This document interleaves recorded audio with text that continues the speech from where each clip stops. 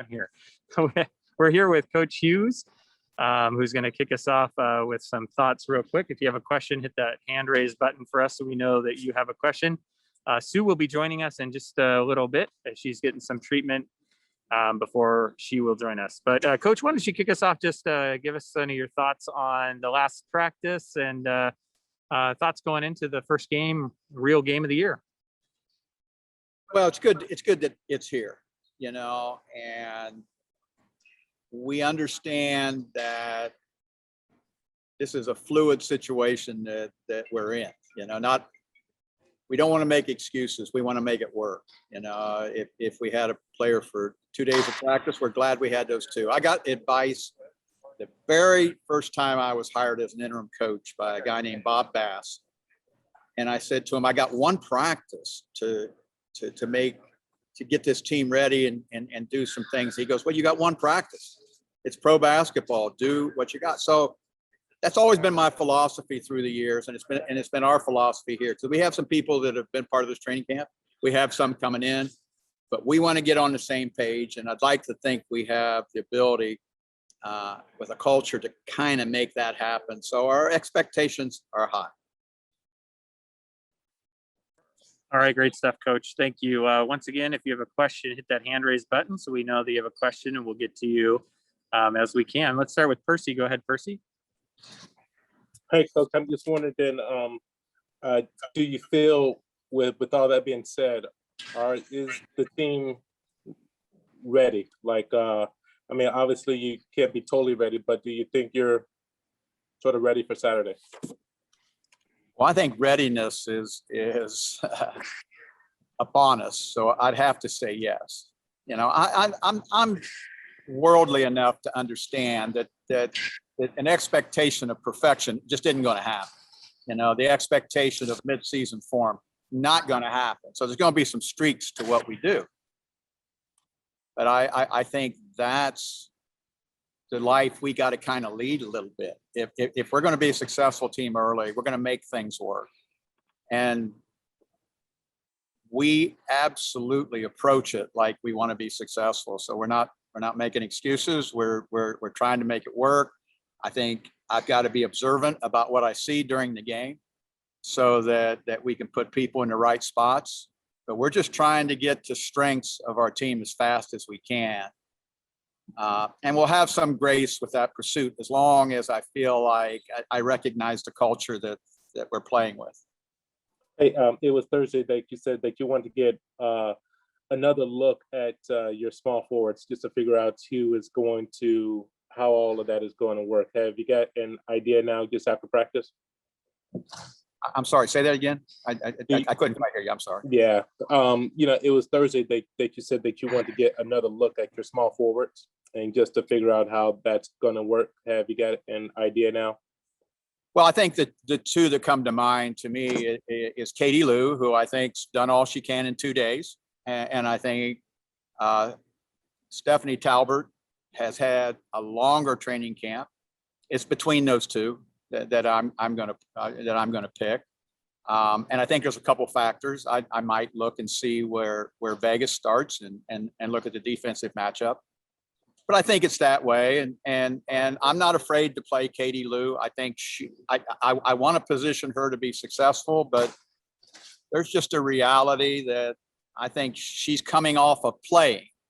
And so she may not have been playing with us, but she has been playing. So I'm not afraid to start her either. Awesome, Coach. Thank you. Yep. Larry Stone, go ahead, Larry. Hi, Coach. Hello. I'm just wondering, in the big picture, when you do get to full strength, what do you think the potential of this team is? A lot of changes, a lot of challenges, but how good do you feel like this team can ultimately be? Well, I think we are one of the teams that have a chance to win a championship. Now, I think it is a much more crowded field. Like a year ago, I felt we were the best team, period. I thought the way we came back from 18 and 19 whole, we were the best team, and we were in a situation to be successful. With some of the additions, some of the nuances of change that we inherited, I think if I'm fulfilling the right things with the team, I'm giving them a chance to win a championship. But it's a crowded field. I think some of the other teams are more whole. There's more great players playing on those teams. Some teams, I think have added to it. Vegas is an example. I think they were in the finals with us, won the regular season, and added to their team. So, a lot of factors will come into play. Health will come into play. The ability to keep players on the court in that regard. The ability for us to kind of get better will be important in this season. We're not going to start as good as we can be. I think we can become as good as we can be fairly quickly, or at least maybe towards the end before the Olympic break. But we're probably not starting as good as we can be. And is defense the biggest concern that you have, considering the players you lost? Well, rebounding. I think I'd almost put rebounding even ahead of defense. I have some concerns rebounding wise, because it is so a part of our ability to offensively play to our strengths. But yes, if you include rebounding with defense, I think that's the part that, we lost some really gifted people playing. We still have, I think, people that have great knowledge of what we're trying to do. So we're aided by that, and you can see it on the court right now. But I think rebounding, and then right a close second would be our ability to defend at a high level. Thank you. Yep. Thanks, Larry. Kareth, go ahead, Kareth. Hello, hi, Coach. Hello. Sue Bird is starting her 18th season. She is a veteran's veteran, and she's not on this roster for nostalgia's sake. She can play. How special is that to have her back on the team this year? Oh, it's incredibly special. If you all had the view I had as coach, and I had that view in 218, and I'm watching that view now in 221, or, at that point, like in training camp, watching her work at her craft. And, I've had players that have played in their 40s. She's not the first one that I've had that did that. But she's probably the one that she takes no shortcuts. I mean, if you'd watch her work defensively at preparing herself, to be the best version of her, it's truly amazing. I don't have to do some of the hard things to convince new players learning about us how important those aspects are, because she works in the practice. She practices like somebody who cares about the totality of her game, not just the things she does good, the things that she wants us to be good at. And so you have people following that lead.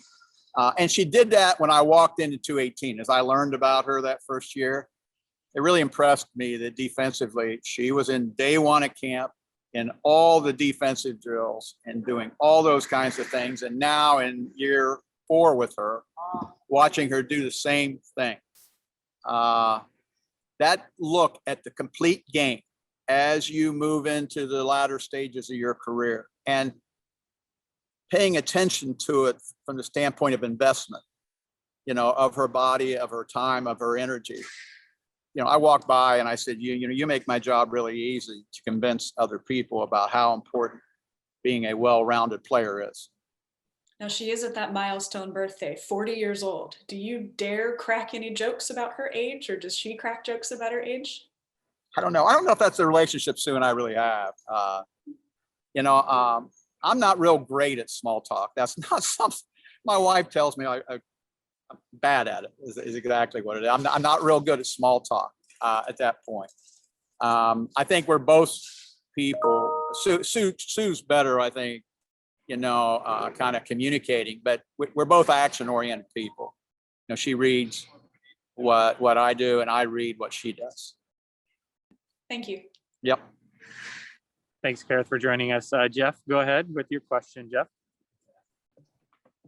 Hey coach, with not being able to be inside the bubble last season, how special is it to you to be about to have this game tomorrow and also actually get to be in front of fans? Well, you feel the rewards that sometimes were empty for me last year. You know, I learned a new way to communicate to coaches, to players, but they weren't the kind where you look them in the eye and you're in their presence, you know, even in these socially distanced days. Um, and if you really study me, relationships are really a driving factor in me. You know, my role in a lot of cases, I have excellent teachers in Gary Kloppenberg and Noel Quinn, and my job is from a communication standpoint, almost one-on-one with players in different ways in regard, and getting that feedback from being in the presence of them. Oh, I'm very thankful for that, because I learned a new way to communicate last year, and I'm very thankful for that, but I didn't get that. You know, I'm old school and looking in their eyes and having that moment that I picture in my head, you know, when you go back to 1978 and I'm coaching high school basketball and I'm on the side of the court talking to my point guard, and now fast forward and I can feel that same energy, and I'm very thankful for that. That is home for me. And in the relationship part, still radiates to me, you know, even though I manage more now than I used to. That matters to me. That matters to me. And that communication is something that I'm glad I'm kind of back in a normal kind of setting.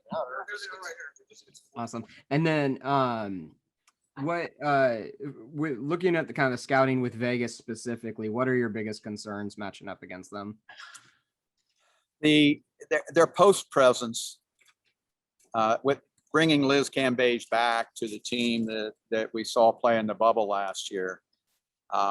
You just have an incredible presence. You know, there are issues that physically, you know, that my concern is not only stopping them, my concern is keeping us out of foul trouble. You know, I don't want both. You know, if we're dealing with them scoring a little bit in those ways, I just don't want to compound it by fouling. And we haven't mastered that yet. Even, you know, we had two very good scrimmages and what have you, but one of the points that I got out of the scrimmage was we were fouling more. And I don't want to, that one concerns me a great deal. And just relative to us, as I told the team, the last thing I said was, you know, rebounding is very important. You know, we got to make sure we do enough early work, that we got space to get the ball off the glass. So not only are we attacking them on turnover situations, they're a good enough team. It's hard to make a living on turnover situations. We need to be attacking them because we are playing off of rebounding and moving the basketball.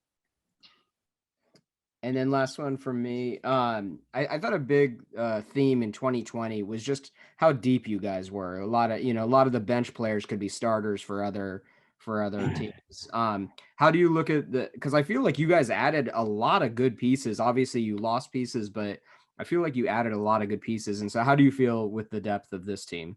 You know, I feel okay. I feel like it could be a strength for us, just like our past teams.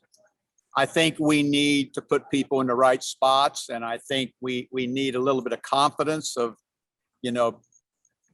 becoming those roles. I have worked really hard to try to talk to the players. They kind of know the rotation I'm going to play them in. They kind of got, a lot of them got an idea of kind of what we're asking them to do, and now I want to get them confident in those things. I think we're on the same page, but the actions will bring them confidence within our system. And I would agree with you. I think at some point it continues to be a strength for us. I just think we got to go through a little process of people becoming confident with this group that they, are in their sweet spots. We're getting them to the right places to be successful. Definitely. Thank you so much, Coach. Yeah. All right, thanks, Coach. We're going to go ahead and let you go, and we'll have Subert on here in just a couple minutes.